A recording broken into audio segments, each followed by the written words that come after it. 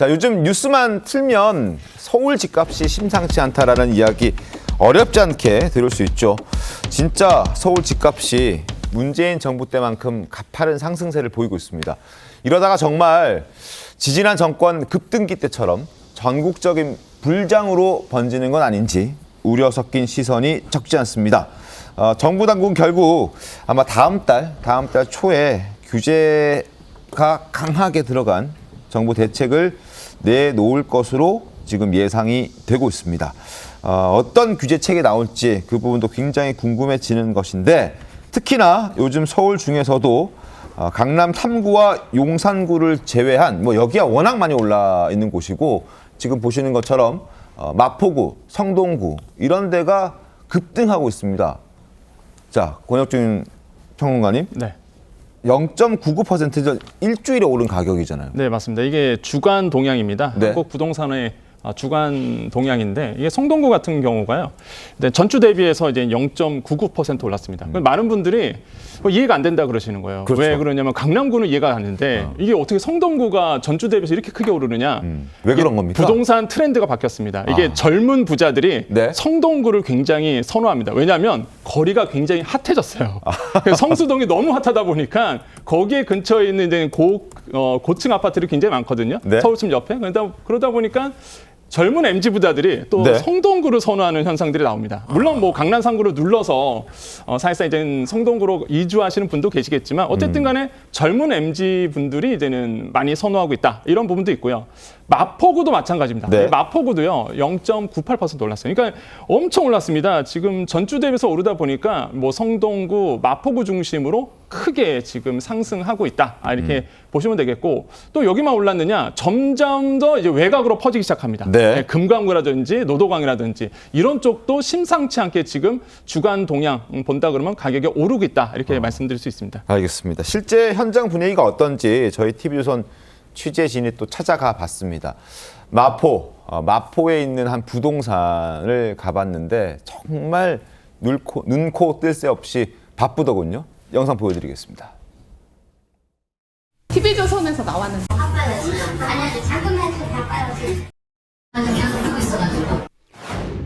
서울 공교부들이 전세를 살더라도 뭔가를 하나 서울엔 잡아놔야 되겠다. 그래서 주말마다 부부들이 많이 오는 편이에요.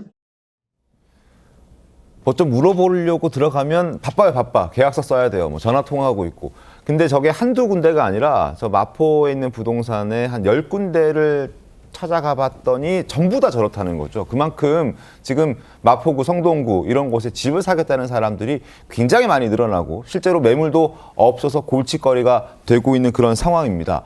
자, 관련해서 저희가 목소리를 좀 들어봤고 그리고 여기를 누르면 또 딴 데도 튀어오른다. 결국 풍선 효과가 발생할 수밖에 없다라는 얘기도 결국 그래서 나오는 거 아니겠습니까? 네, 맞습니다. 전형적인 이제 풍선 효과다 이렇게 보시면 됩니다. 아시겠지만은 강남 3구나 용산구를 눌렀거든요. 투기 지역으로 이제 묶었기 때문에 네. 그러다 보니까 이제는 많은 분들이 그러면 이제 한강 벨트라고 보통 얘기를 합니다. 그래서 원래는 마용성이었습니다. 네. 근데 용산이 이제 강남구 쪽으로 빠지면서 이제 마성으로 불러요. 그래서 이제 마포구와 성동구가 한강 라인으로 해서 이제 크게 이제는 대체 지역으로 오르고 있다. 이런 것이 지금 서울 부동산의 현황을 잘 보여주고 있다라고 말씀드립니다. 자, 강남 3구 그리고 한강 벨트. 그런데 이 사람들이 이 지역에 사는 사람들도 사실은 만만치가 않습니다. 집값이 100억 간다는 얘기도 나오고 과연 누가 이렇게 살려고 하길래 이렇게 집값이 튀어오르고 있을까요? 신문 한번 읽어보겠습니다. 네, 보시기에 최강동안인 제 외모와는 다르게 저는 70년대 초반생입니다. 저희 세대만 해도 그 과한 레버리지를 발생시켜서 무리한 그 재정적 결정을 하는 것이 상당히 두려웠는데요. 그런데 요즘 30대들은 조금 다른 것 같습니다. 매일경제에서 짚었습니다. 강남 집값 뒤흔든 30대 전문직. 서울, 강남 등 핵심 아파트 시장에서 30대 전문직, 고소득자가 새로운 큰 손으로 부상했다. 1989년생 A씨와 1991년생 B씨 부부는 지난 3월 말 강남구 압구정 신현대 아파트 전용 면적 107제곱미터를 약 15억 원 대출을 받아 공동 명의로 60억 원에 매입했다. 서초구 반포동과 송파구 잠실동 등에서도 30대 매수자가 10억 원에서 20억 원 사이 대출을 일으킨 사례가 다수 포착됐다. 주로 의사와 변호사, 사업자 등으로 탄탄한 소득을 기반으로 적게는 10억 원, 안팎에서 많게는 20억에서 30억 원까지 대출을 받아 강남 아파트 신고가를 만들어내고 있는 것이다.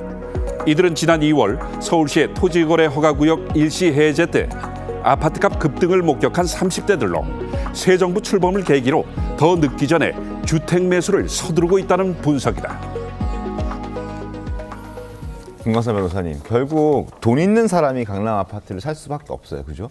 지금 15억 대출 받았다지만 60억짜리를 매입하기 위해서는 45억은 본인이 갖고 있었다는 거잖아요. 그렇죠. 지금 뭐 대출 규제 엄청 하고 있잖아요. 네. 그래서 사실 가계 대출이 너무나 이제 우리나라 이게 위험 수준에 왔을 정도예요. 네. 그런데 이제 가계 대출을 규제하지 않으면 사실은 이제 주택에 대해서 엄청나게 많은 이제 수요가 있기 때문에 이전에 한 몇십 년 동안 이렇게 보면요 패턴이 똑같더라고요.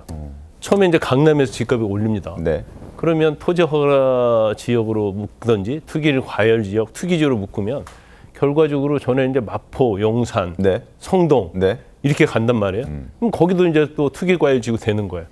그러면 또 강북, 노도광으로 가고 또 거기도 묶으면 이제 경기도로 가고 경기도로 또 경기도로 묶으면 결과 이제 전국적으로 가서 부동산이 폭등하는 그러한 어떤 루틴이 있는 것 같아요. 근데 이게 뭐 한두 번 이런 적이 없거든요. 그런데 네. 이제 부동산 폭등할 때 왜 진보 정권 들어오면 이렇게 부동산이 폭등하느냐 이런 얘기를 많이 하는데 그게 지금 맞물려 있는 거예요. 금리가 일단 인하가 되죠. 네. 그러니까 대출 이자에 대한 부담이 적어지는 거고 그리고 대부분 이제 주식이 화랑이 됩니다. 그러면서 또 가상화폐, 코인 같은 것이 또 화랑이 돼요. 그러니까 돈의 어떤 유동성이 막 풀리는 거예요. 그래서 지금 보면 그거에 가장 어떻게 보면 초기 단계에 있다고 저는 그렇게 보거든요. 네네. 그러니까 이제 30대랄지 돈이 있는 사람들 지금은요 아무리 뭐 아파트를 사고 싶어도 대출이 나오지 않으니까 못 사는데 돈이 있는 사람 입장에서 보면 대출 약간 일부 받고 나머지 자기가 가지고 있는 현금으로 살 수 있는 어떻게 보면 본인들 입장에서는 굉장히 좋은 기회라고 생각하는 거예요. 그래서 아마 이제 부동산이 좀 더 앞으로 뭐 폭등할 것이라는 그런 예견을 하고 지금 특히 30대들이 지금 많이 덤벼들고 있지 않나 싶습니다. 부동산은 오늘이 가장 싸다. 뭐 이런 얘기도 있잖아요. 그러니까 앞으로 무조건 오를 수밖에 없다. 그런 것 때문에 지금 분위기가 이렇습니다. 그래서 정부도 지금 대책을 좀 낼 계획을 갖고 있는 것 아닙니까? 네, 그렇죠. 지금 정부가 지금 시행하고자 하는 것은 결국에는 이제 투기과열지구로 이제 묶는 거라고 볼 수가 있겠는데 일단 아시겠지만 강남, 상구, 용산은 묶어놨습니다. 네. 그러면 지금 이제 예상이 되는 게 이제 마포구와 성동구를 이제 투기과열지구로 묶는다. 이미 조건은 부합합니다. 기본 전제 조건은요. 일단 상승률이 물가 상승률보다 높으면 기본 전제 조건이 돼요. 거기에 이제 공급량이라든지 아니면 투기 수요가 있는지 없는지를 보고 판단하는데 이미 마포구와 성동구는 부합을 합니다. 네. 그래서 아마 투기과열지구로 묶을 수도 있다라고 볼 수가 있겠고 또 하나가 이제는 대출 공급을 막겠다라는 거죠. 그래서 아마 대출 규제를 통해서 사실상 이제 레버리지를 끼고 사는 수요를 좀 심리적으로 막겠다라는 것이 이제 정부의 지금의 생각이다 이렇게 말씀드릴 수 있습니다. 지금 좀 전에 저희가 매경 신문도 보여드렸지만 결국 실수요자가 그렇게 되면 피해를 보는 상황 아닌가요? 맞아요. 돈 있는 사람들은 결국 자기 현금으로 집을 살 테고 네. 대출 일으키는 사람들은 내가 살 집을 사는 건데 네.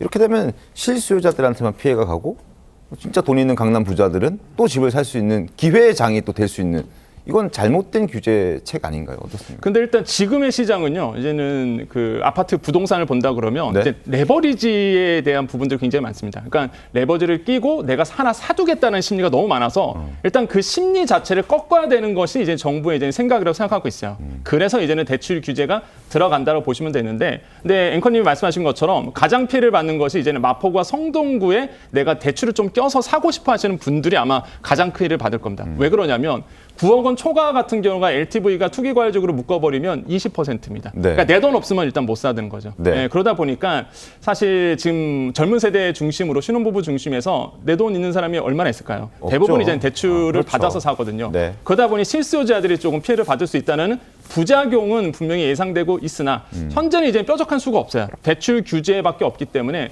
아마 빠른 시일 내에 뭐 스트레스 DSR 3단계 7월에 들어가잖아요. 네. 이거 말고도 아마 대출 수요 규제가 들어가지 않을까 이제 시장에서는 내다보고 있습니다. 최병우 위원님, 사실 과거에 문재인 정권 때도 이렇게 규제로만 하다가 결국 집값 잡지 못하고 더 폭등했던 걸 이재명 정부도 알고 있지 않을까요? 그렇게 되죠. 사실은 그게 조금 더 오래 가면요. 노무현 정부 때 그랬습니다. 이제 규제 위주의 부동산 정책. 네. 뭐 이것이 이제 집값 폭등을 불렀는데 문재인 정부 때도 똑같은 과오를 범했죠. 네. 공급보다는 이제 수요를 억제하는 쪽에서 그 규제를 하다 보니까 집값은 결국 그 오를 수밖에 없는 구도고 이번에도요. 이런 상황은 이미 그 작년 비상계엄 이후에 계속 예측이 돼 왔고 그때부터 움직임이 있어 왔습니다. 무슨 얘기냐면 결국은 진보 정권이 다시 등장할 가능성이 대단히 높은데 네. 그러면 부동산이 또 들썩일 것이다. 그러니까 그때부터 이미 움직임이 있어 왔고요. 그런 것들이 이제 실제 6월 3일 대선 이후에 현재와 이렇게 수면 위로 드러난 거죠. 그렇기 때문에 어찌 보면 필연적인 결과라고 봅니다.